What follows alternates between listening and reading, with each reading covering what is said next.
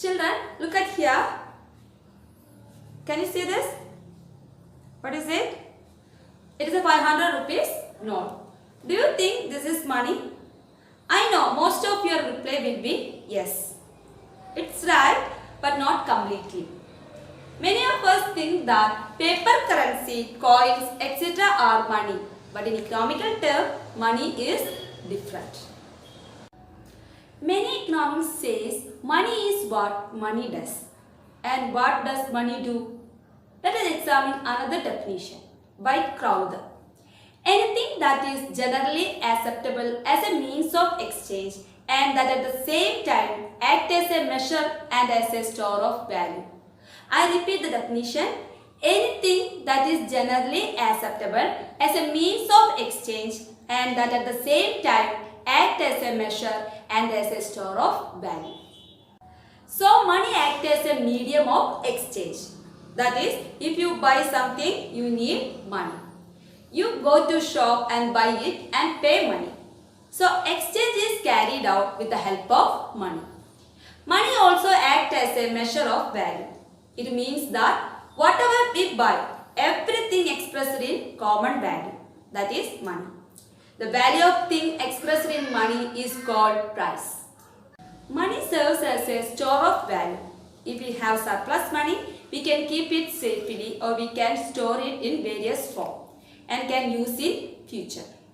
Anything which perform all these basic functions that we termed as money. It has general acceptance of the people because it controlled by the government. So this is what money means. Next, let us understand the evolution of money. You have already studied about barter system in your lower classes. What is barter system? Can you recall?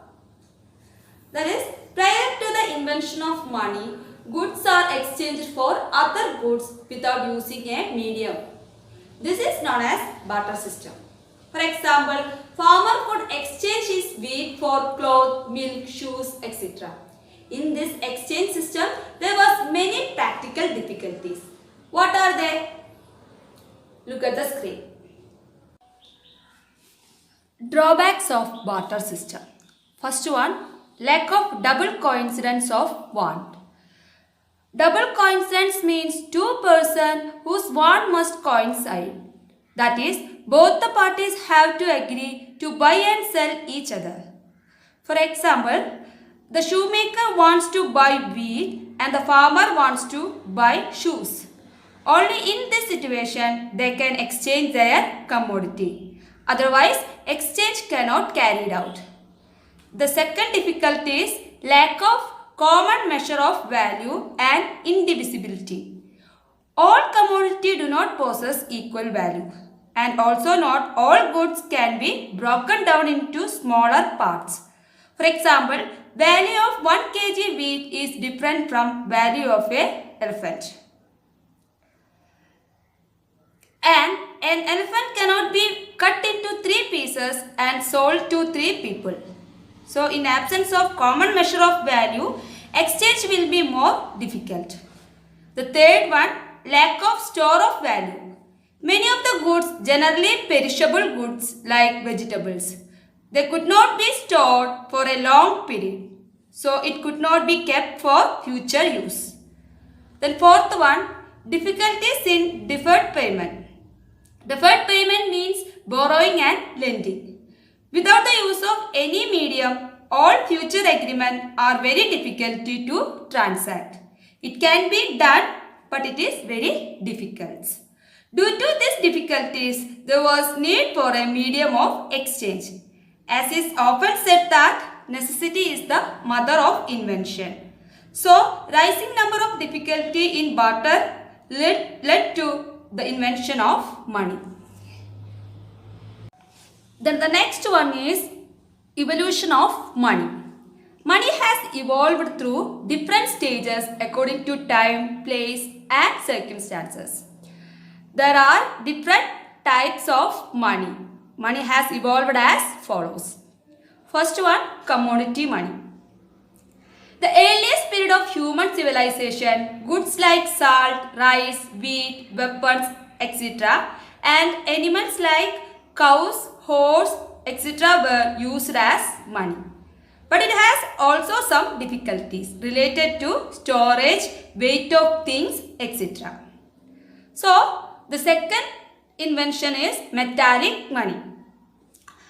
With the progress of human civilization, commodity money changed into metallic money. That is, money made using metals like gold and silver. So, gold coins and silver coins were used. It could be easily handled and their quantity can be easily measured. But gold and silvers are very precious metal, so it is very dangerous to carry from one place to another. So, paper money were invented. Invention of paper money marked a very important stage in the development of money. Paper money is regulated and controlled by Central Bank of the country. RBI is the Central Bank of India. Then, emergence of credit money took place almost side by side with paper money. People deposit money in the bank and transactions are carried out through checks, debit card, credit card, etc. Debit and credit card is also known as plastic money. You need not carry cash or paper currency. Payments are very easy with plastic currencies and credit money. Then the next one is functions of money. We already discussed about the functions of money. What are they? The functions of money are, it acts as a medium of exchange, measure of value, store of value, standard for deferred payment and transfer of value.